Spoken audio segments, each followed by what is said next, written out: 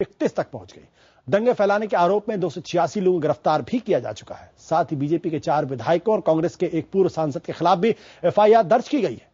गृह मंत्रालय भी मुजफ्फरनगर के हालात पर नजर बनाए हुए है, लेकिन पूरे मामले पर किस तरीके से नाटक चल रहा है इसकी एक बानगी आज आपने देखी हमारे कार्यक्रम एजेंडा में, जहां एफआईआर जिनके खिलाफ दर्ज है वो बीजेपी के वरिष्ठ नेता हुकुम सिंह, लेकिन वो लगातार बैठे हुए हैं और उनकी किसी तरीके से कहीं कोई गिरफ्तारी नहीं हो रही है। ये है चीनी का चौराहा, वो इलाका जो बेहद मीठा गन्ना उगाता है, शक्कर की मिठास पूरे देश में घोलता है। लेकिन अब यही इलाका मजहबी कड़वाहट के घेरे में है। मुजफ्फरनगर दिल्ली से महज 130 किलोमीटर दूर, उत्तर प्रदेश की गन्ना बेल्ट का केंद्र, लेकिन दंगों और कर्फ्यू का शिकार। मुख्य सड़क पर बिना इजाजत उतरे तो गोली मार दी जाएगी। चहल पहल की जगह पसरा है सिर्फ सन्नाटा। सन्नाटे को तोड़ते हुए फौजियों के बूट मुजफ्फरनगर के 4 थाना क्षेत्र सेना के हवाले हैं। फ्लैग मार्च किए जा रहे हैं ताकि दंगों के कत्लेआम से खौफजदा इंसानों को भरोसा मिले, उन्हें लगे कि कोई है जो उनकी रखवाली करेगा, उन्हें सांप्रदायिक हिंसा से बचाएगा। बहुत ठीक है, अच्छी है, शांति हो गई है, मैं ये बता रहा हूं आपको। और मेरे ख्याल और एक दिन की बात है, उसके बाद बिल्कुल शांति जय बहाल होगी। न सिर्फ मुजफ्फरनगर शहर बल्कि गांवों को भी सांप्रदायिक राजनीति ने शिकार बनाया है। अपने आक्रामक किसान आंदोलनों के लिए जाने वाले इस इलाके में पूजा और नमाज एक साथ होती थी, वहां नफरत की हवा बहा दी गई। शहरी इलाकों में हिंसा थमी रही, लेकिन ग्रामीण इलाकों से शवों के मिलने का सिलसिला जारी रहा। ये इस बात का सबूत था कि शनिवार को दंगों में काफी खून बहा है, खेत खलिहानों में लोग मारे गए हैं। अभी तक की रिपोर्ट के हिसाब से आज केवल 2 जगह ऐसी घटना हुई है जहां पे एक व्यक्ति की मृत्यु की खबर आई है। मुजफ्फरनगर प्रशासन के सामने कर्फ्यू के तीसरे दिन चुनौती दर चुनौती सामने आ रही है। शहर जरूर शांत है। मैं इस समय शहर के अति संवेदनशील लद्दा वाला क्षेत्र में हूं, जहां पुलिस प्रशासन की गाड़ियां निगाहें बनाए हुए हैं, लेकिन समस्या शहरी क्षेत्र नहीं बल्कि देहात है। कल जहां शाहपुर नई मुसीबत बनकर प्रशासन के सामने आया, वहीं अब फुगाना धधक उठा है। IBN7 का कैमरा मुजफ्फरनगर के इलाकों में घूमता रहा। सन्नाटे, डर और दहशत की अनगिनत तस्वीरें सामने आती गईं। कहीं रुदन, कहीं अंगारे, कहीं गुस्सा। चौंकाने वाली बातें सुनाई पड़ती रहीं। लोग एक दूसरे से बेहद नाराज, सरकार से खफा। पूरे शहर में जैसे मरघट सी खामोशी खिंची हुई है। और इन सब के बीच अचानक असलहे के साथ पकड़े गए लोग भी नजर आए। असलहों के कुल 1740 लाइसेंस रद्द किए जाने लगे। जाहिर है सालों बाद उत्तर प्रदेश का कोई इलाका दंगों की ऐसी ज्वाला में जला। हड़कंप तो मचना ही था, तबादलों का दौर शुरू हो गया। सहारनपुर के डीआईजी डीसी मिश्रा हटाए गए। सहारनपुर के कमिश्नर एसके श्रीवास्तव बदल दिए गए। एसएसपी मुजफ्फरनगर, एसपी शामली, एक थानाध्यक्ष निलंबित कर दिया गया। मुजफ्फरनगर के सांप्रदायिक दंगों में लगी आग काबू तो कर ली गई है, मगर अभी पूरी तरह से बुझी नहीं है। उत्तर प्रदेश सरकार का दावा है कि अगले 1 हफ्ते में सब कुछ सामान्य हो जाएगा। उसका ये सोचना, ये ओवर कॉन्फिडेंस उसके लिए भारी पड़ सकता है। उधर देश के दिल्ली में भी सनसनी थी। गृह मंत्रालय ने अखिलेश सरकार से हर 12 घंटे रिपोर्ट तलब करनी शुरू कर दी। बीएसपी, बीजेपी ने सरकार को बर्खास्त करने की मांग उठानी शुरू कर दी। खुद प्रधानमंत्री मनमोहन सिंह ने अखिलेश यादव को फोन कर हालात के बारे में पूछा। वहीं देश के गृह मंत्री ने फिर इशारों में अखिलेश सरकार को लापरवाही के लिए घेरा। Meeting was going on in the Kaval place where the incidents has taken place. That day also by about 12:30, I talked to Chief Minister of Uttar Pradesh that the tension is arising. We have to be alert. गन्ने की खान कहे जाने वाले पश्चिमी उत्तर प्रदेश के इन भागों में सांप्रदायिक तनाव कोई नई बात नहीं है, लेकिन इस बार के घटनाक्रम के बारे में जो एक अलग चीज उभर कर आई वो ये कि ऐसा लग रहा था मानो सभी राजनीतिक दल इस प्रकार की घटना का बखूबी इंतजार कर रहे हों। और अब जब वो घटना घट चुकी है, सांप्रदायिक तनाव फैल रहा है, सांप्रदायिकता की आग चारों तरफ भभक रही है, तो लग रहा है कि सभी राजनीतिक दल इसमें अपनी अपनी राजनीतिक रोटियां सेकने में लगे हुए हैं।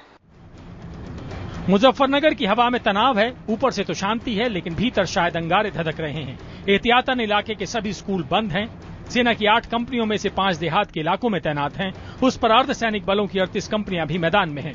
और सबसे अहम, कर्फ्यू में अगले 2 दिनों तक कोई ढील नहीं दी जाएगी, ताकि सड़कों पर वहशत का वो राजनीतिक रेला न दौड़े जो सरकारी लापरवाही के चलते एक दिन दौड़ा और इतने इंसानों की जान ले गया।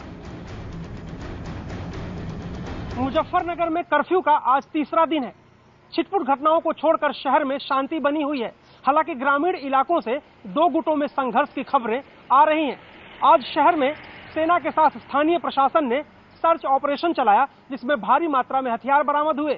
हथियारों के साथ कई लोगों की गिरफ्तारी भी हुई। कुल मिलाकर के शहर में फिलहाल माहौल शांत है। अरुण सिंह, मुजफ्फरनगर, IBN7। पिछले 2 दिनों में मुजफ्फरनगर में मौत का आंकड़ा बढ़ता जा रहा है। हाल के दिनों में यह सबसे बड़ा सांप्रदायिक दंगा है। इस दंगे ने मौत और तबाही की लकीर ही नहीं खींची, बल्कि 2 समुदायों के बीच असंतोष भी पनपा दिया है। देखिए CNN IBN संवाददाता श्रेया ढौंडियाल की रिपोर्ट। श्रेया ढौंडियाल पहली वो रिपोर्टर हैं जो गांव के उन इलाकों में पहुंची जहां यह दंगा हुआ।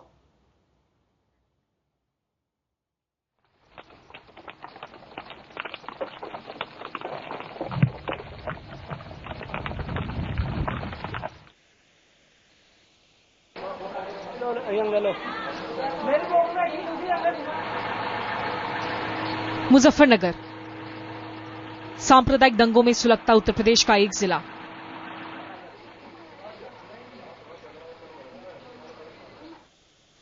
दर्जनों गांवों में जबरदस्त तनाव है। टीवी, केबल, अखबार सभी पर प्रशासन की रोक है। ऐसा लगता है नहीं, होती तो पहले। अफवाहों का बाजार गर्म है।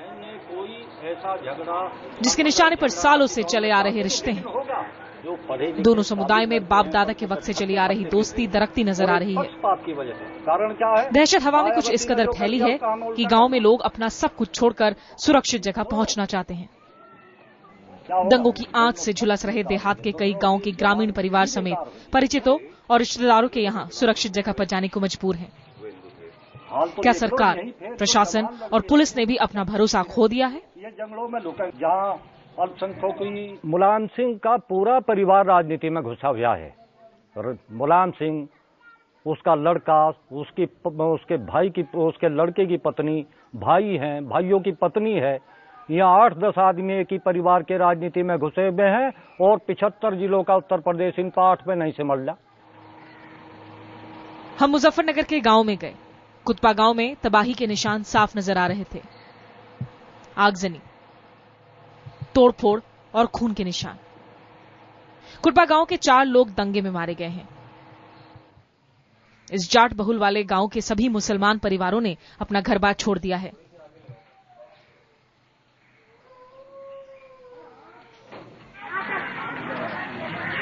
गांव से करीब 10 किलोमीटर दूर एक मदरसा इन लोगों का ठौर ठिकाना बना हुआ है।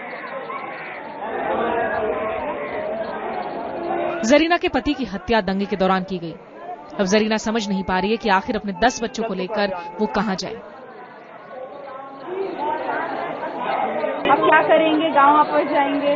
नहीं, जहां तुम रखोगे हम गांव में नहीं सकते। क्यों? हमें क्यों मारते तकाते हैं? हमें कत्ल करके। सिर्फ मुसलमान परिवार ही नहीं, कावड़ा गांव के जाटों के परिवारों में भी मातम पसरा हुआ है। केवार में हुए महापंचायत में अजिंदर सिंह अपने 3 चचेरे भाइयों के साथ गए थे। महापंचायत से लौटते वक्त दंगाइयों के एक झुंड ने इनके काफिले पर हमला कर दिया। अजिंदर सिंह को सिर पर गहरी चोट आई, जबकि उनके भाइयों की मौके पर ही मौत हो गई।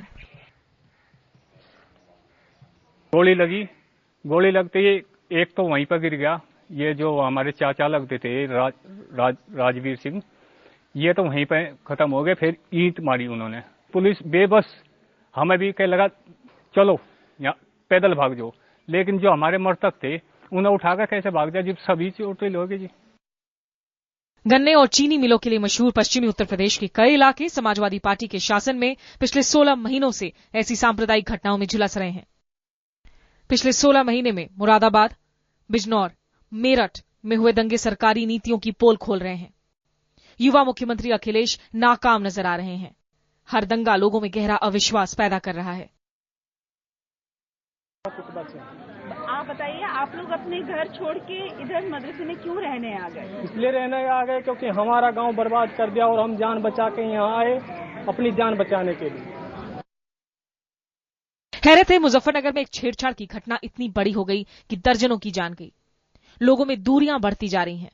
जाहिर है ये तोहमत युवा मुख्यमंत्री पर आएगी। इसका सियासी फायदा चाहे जिसे हो, लेकिन जब इस सरकार का इतिहास लिखा जाएगा तो ये जरूर कहा जाएगा कि अखिलेश राज में उत्तर प्रदेश में सिलसिलेवार दंगों ने लोगों में अविश्वास पैदा किया और ये युवा मुख्यमंत्री सिर्फ हाथ मलता रहा, गलतियों से सीख नहीं ली। श्रेया ढोंडियाल, मुजफ्फरनगर, IBN 7। मुजफ्फरनगर में दंगे साजिश का नतीजा था या फिर महज इत्तेफाक? पुलिस की रिपोर्ट की माने तो दंगों के पीछे कम से कम 10 सियासी चेहरे हैं जिन्होंने हवा देने का काम किया। इसमें सांसद, विधायक से लेकर भारतीय किसान यूनियन के नेता भी शामिल हैं। ये वो 10 नेता हैं जिनके खिलाफ पुलिस ने मामला दर्ज किया है। इनमें शामिल है बीजेपी विधानमंडल के नेता हुकुम सिंह, सरधना के बीजेपी विधायक संगीत सोम, बिजनौर के बीजेपी विधायक कुंवर भारतेंद्र सिंह, शामली के बीजेपी विधायक सुरेश राणा, भारतीय किसान यूनियन के अध्यक्ष नरेश टिकैत, भारतीय किसान यूनियन के ही नेता राकेश टिकैत, कांग्रेस के पूर्व सांसद हरेंद्र मलिक, मुजफ्फरनगर के बीएसपी सांसद कादिर राणा, पूर्व कांग्रेस सांसद सईदुज्जमा और बीएसपी विधायक नूर सलीम राणा। मुजफ्फरनगर दंगों में जिन नेताओं के खिलाफ FIR दर्ज है उनमें बीजेपी के नेता हुकुम सिंह भी हैं। हुकुम सिंह आज थोड़ी देर पहले मेरे साथ हमारे खास शो एजेंडा में मौजूद थे। हुकुम सिंह पर गंभीर आरोप है, लेकिन उनका दावा है कि पुलिस उन्हें खोजने तक नहीं आई, वो अपने घर पर ही मौजूद है। सुनिए क्या कह रहा है हुकुम सिंह का। हुकुम सिंह जी, आपके ऊपर गंभीर आरोप है कि आपने दंगा भड़काने में महत्वपूर्ण भूमिका अदा की है। आरोप लगाना बहुत आसान है, किसी पे भी आरोप लगा सकते हैं। आपके खिलाफ FIR है? प्रमाण तो हो। आपके खिलाफ FIR है? मेरे नहीं, FIR कराना बहुत आसान है, सरकार के लिए तो कोई समस्या FIR कराने की है नहीं। मेरे ऊपर आरोप क्या है? क्या मैंने कौन सा अपराध किया है? मेरी जानकारी मुझको कम से कम कुछ तो देंगे। कौन सा अपराध मैंने किया है? आपके खिलाफ FIR दर्ज है? FIR दर्ज करना तो आसान है ना। प्रदेश सरकार अगर चाहेगी तो FIR तो दर्ज हो ही जाएगी। लेकिन मैंने अपराध क्या किया मुझको बताया तो जाए। सर हुकुम सिंह जी, आपके ऊपर गंभीर आरोप है, आपने वहां दंगा भड़काने, लोगों को प्रवोक करने के गंभीर काम किए हैं।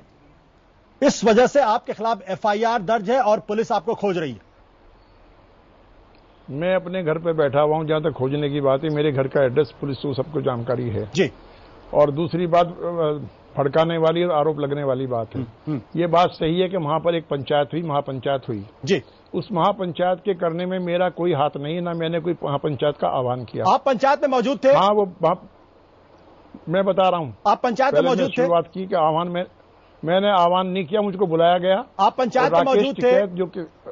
राकेश टिकैत जो किसान नेता हैं। हुकुम सिंह जी, मेरा सवाल यह है कि आप पंचायत में मौजूद थे? उन्होंने मुझको निमंत्रण दिया, मैं वहां पर गया। और किसी भी राजनीतिक आदमी के लिए संभव नहीं है कि जहां 1 लाख आदमी मौजूद हों, उनके क्षेत्र के भी 10-20 हजार आदमी हों और मुझको बुलाएं, वो उसको बुलाएं और वो ना जाए वहां पर, यह संभव है? हुकुम सिंह जी, मेरा सवाल यह कि आप पंचायत के अंदर मौजूद थे जिस वक्त भड़काऊ भाषण दिए गए? मेरी मौजूदगी में कोई भी भड़काऊ भाषण नहीं दिया गया। मैं आपको कहना चाहता हूं, चलिए आप वहां इतनी बड़ी अव्यवस्था थी, कोई किसी का भाषण सुन ही नहीं रहा था वहां पर। तो कोई माइक का सिस्टम था वहां पर। आप मौजूद, अगर उन्होंने मेरा भाषण सुना है किसी ने, आप मौजूद रिकॉर्ड किया गया होगा, आप मौजूद क्यों नहीं? आप मौजूद थे। हमारे साथ उत्तर प्रदेश के पूर्व DGP विक्रम सिंह जी मौजूद। विक्रम सिंह जी, इस FIR के आधार पर हुकुम सिंह जी को फौरन गिरफ्तार